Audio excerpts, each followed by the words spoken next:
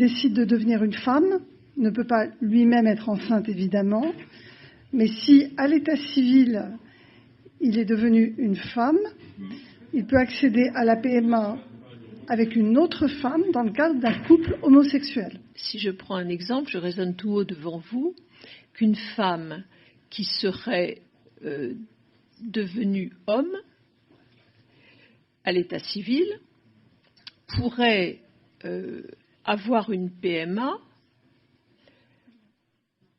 Non.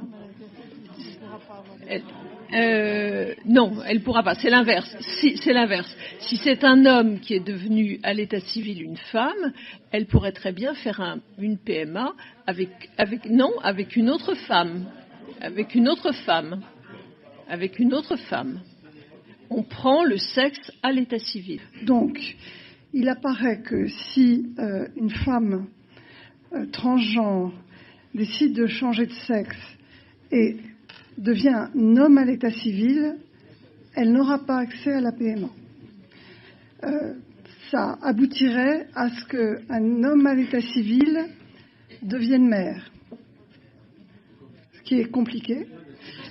Nous souhaitons aujourd'hui qu'on en reste à l'état civil. D'ailleurs, une femme transgenre devenant homme, mais qui ne l'inscrit pas à l'état civil, pourra, elle ou lui, accéder à la PMA de fait. Je ne sais pas ce qui vous fait dire que je suis un homme, mais je ne suis pas un homme. Votre apparence.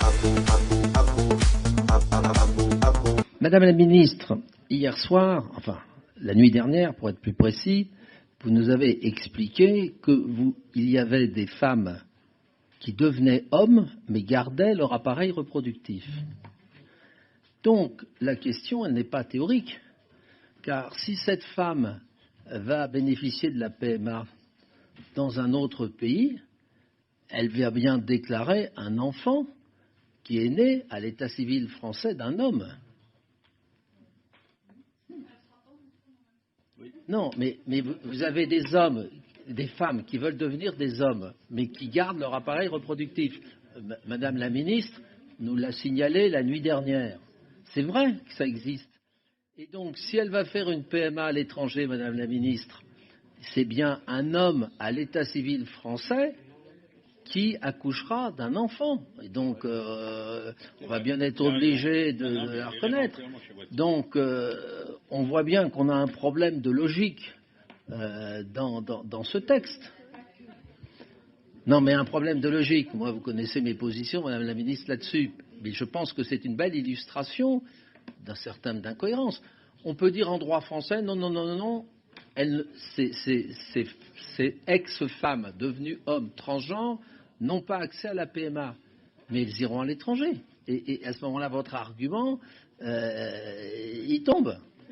Cette situation que M. de Courson évoque de quelqu'un qui le ferait à l'étranger, vous avez raison, c'est possible, ou même par voie naturelle, pose des problèmes de filiation, du fait que c'est un homme qui donne naissance.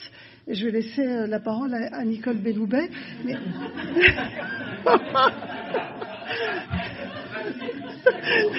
qui est régulièrement confrontée. Ça s'appelle la solidarité gouvernementale.